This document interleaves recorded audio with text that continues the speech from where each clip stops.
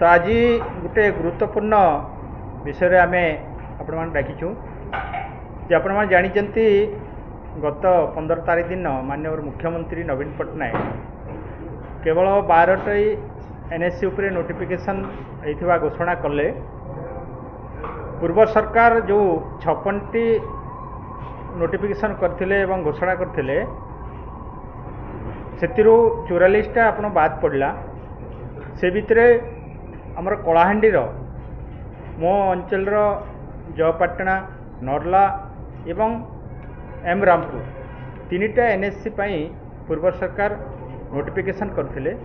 दुखर विषय यही सरकार आसिला परे ताकू ग्रहण कले नाही, कार्यागार करने को तांकर आंतरिकता नाही, जार फल कि से अंचल गोटे सामाजिक अर्थनैतिक उन्नति पाई जो गोटे चिंताधारा थिला सेटा धूलिसात होती।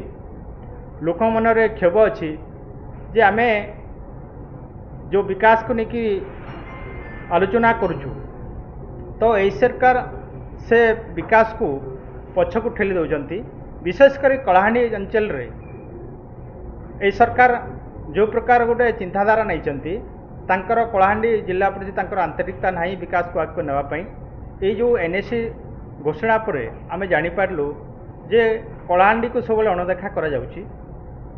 केवल जे एनएससी नुह अन्यान्य योजनार मध्य विकास को जो प्रकार त्वरान्वित करने कथा आज देखिए कलाहांडी रे सबू विकास द्वारा ठप ही पड़ी।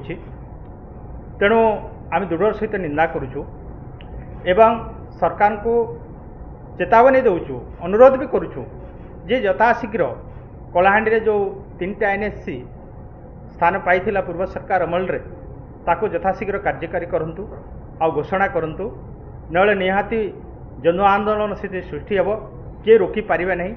आमे लोकंक सांगरे अछु बिजु जनता दल, तेणु लोकंक सहित ठिया होई आमे निहाती तापाई आमे लड़ाई करबा।